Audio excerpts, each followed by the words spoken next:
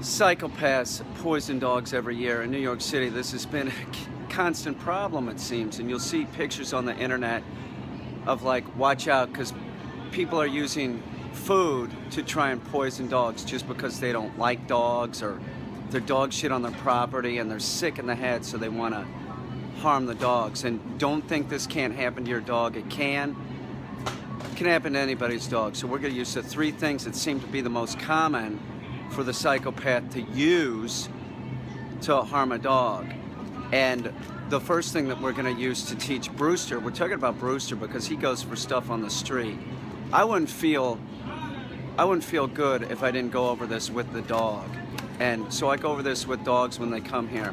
The first thing that we're going to use is hot dogs. Hot dogs seem to be a very common thing that positive reinforcement trainers use in psychopaths, which there might not be too much of a difference, but we're going to get a package of hot dogs. Now, the other thing that we're going to use is canned dog food. And canned dog food smells a certain way. It smells pretty good. I've eaten them all, and it smells pretty good, but it tastes real bland. And you know, your dog's number one sense is smell. Remember that. That's very important. So the pet food companies know this, and they make it smell a certain way, but it doesn't really matter what it tastes like. So remember that. We'll use canned dog food because canned dog food many times is used to poison dogs. So we're going to use this. We're going to use the hot dogs, canned dog food, and the other thing that I'm going to go get right now, inside and outside, because your dog can be poisoned by a psychopathic neighbor. It's true. All they have to do is kind of drop it out of their pocket, and then your dog grabs it, and you know, your dog's going to the hospital or dead. Ipecac does not work on dogs. So if your dog eats something that's poisonous, Ipecac has no effect. They could just drink bottles of that and nothing happened. Hydrogen peroxide is used to make the dog throw up, and we're not going to go into how to do that, but you should review this before something happens. And I always have a bottle of hydrogen peroxide on hand in case something would happen. You should, if you're a dog owner, you should have this in your house so that you don't have to run and go get it. Things happen with dogs. They do. Be very careful. Never let your dog eat anything on the street. Now, the other thing the psychopath will use to harm your dog is cheese. And I think a lot of us dog owners that are on Facebook and other social media have seen the picture of the chunk of cheese with tacks in it. Can you imagine? Man, if I ever caught anybody doing something like that, I wouldn't call the police. Then I'd call the police. Don't ever let your dog eat anything on the street. And I think that if your dog did something like that, ate tacks, I'm not a vet, but I think you're not supposed to make them throw up because it will harm the dog going up. I think you need to rush the dog instantly to the emergency room and have it removed. Do that. And even if your dog eats any type of poison or something like rat poison, seems to be a very common thing that the psychopath will do, have them throw up, but they need to be on vitamin K. So as soon as you make the dog throw up, get the dog to the vet ASAP. So I got three things that a psychopath might use, a very common thing that a psychopath might use to allure your dog into eating poison. Cheddar cheese, we've all seen that terrible picture of cheddar cheese with tacks and shit in it, a hot dog, and a bunch of dog food. So I'm going to put it on the ground. We do this the same way that we do outside. We don't allow the dog to get it, number one. And number two, if the dog lunges for it, we tell the dog no. If the dog would get this in his mouth, he will have an e-collar on. I will stimulate the dog by saying no and make sure and take this out of the dog's mouth if he doesn't drop it. Let me go get Brewster. Brewster is, on a side note, Brewster is part lab. And Labradors, Goldens, German Short, all these hunting type dog breeds have an issue with grabbing stuff on the street when they're puppies. All the breeds that are soft-mouthed dogs do this. You know, a Terrier might stop doing this mouthy behavior, like a Jack Russell might not do this at 5-6 months. But Labradors will keep doing it, German Shorthairs, Goldens, they keep doing it unless you train them not to. If your dog picks up anything, rocks or anything like that on the street, make sure and send the message, don't do this. That can create a problem that the dog will have a lifelong issue of eating things that are that they shouldn't be eating. Panties, socks, rocks, all those things can make your dog end up going to the hospital. Let me go get Brewster.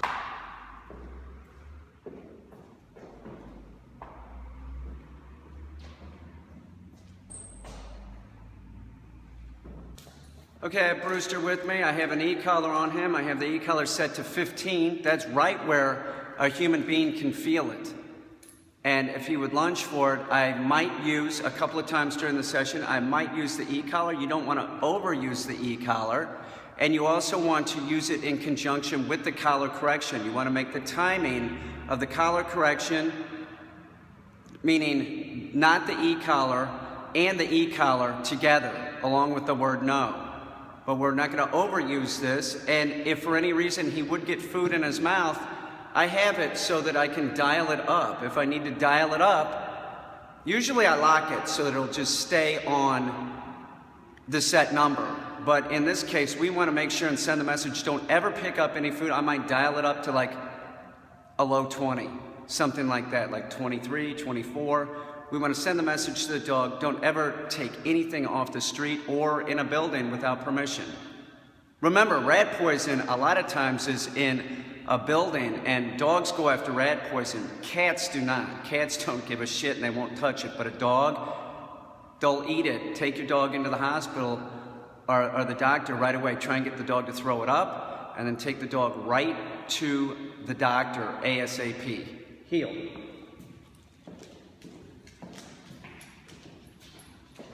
No, heel. Circling the hind dog. No. Make sure that the dog is compliant. He needs to stay heel. He's looking at it. He's doing better than he was yesterday. He's starting to pick this shit up. Heel. Come on. Heel. We'll sit him down right in front of the hot dog. Sit. Down. Heel. Now sit him down in front of the cheese. Sit. Down. No. Down. Heel. Now the tough one, the dog food. This dog is on a raw diet now, but he has had pet food. Never give your dog pet food. It's full of starchy carbs. Your dog needs 0 carbs. Remember that. It needs a little bit of fiber, but the amount of carbs that they put in dog food, it's unhealthy for your dog. Brewster, sit. Down.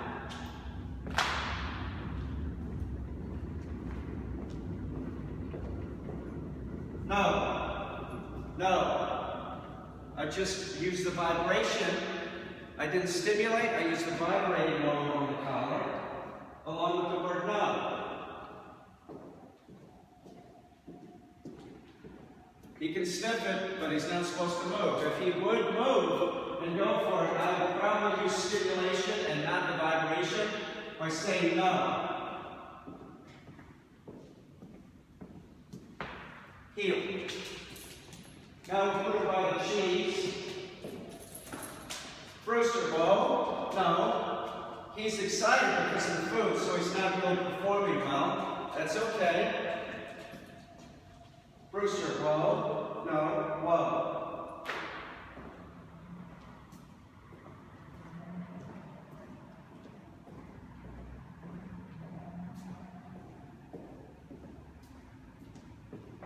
Heel. Come on, buddy. How about the hot dog? Brewster, sit.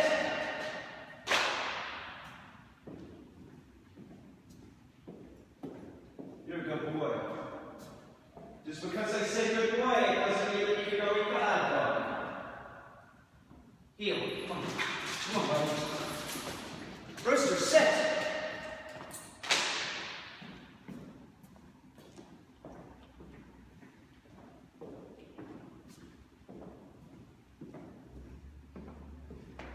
Brewster, heel. Heel. Over here. Sit.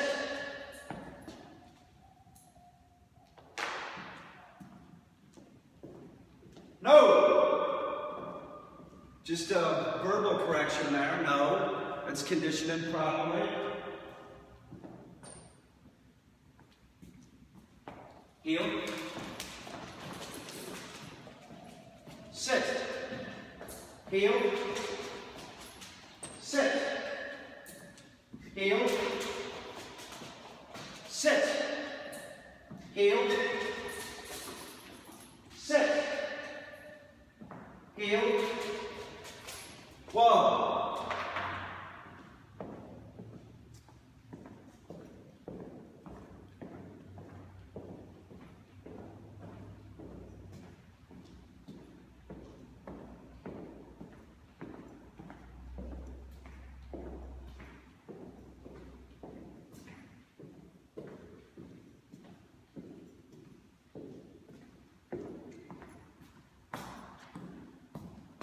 He's a fucking awesome little fucker, isn't he?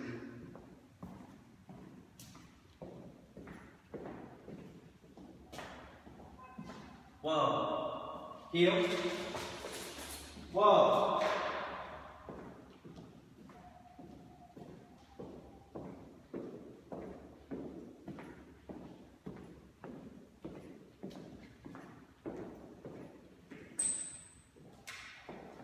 Heel. Whoa.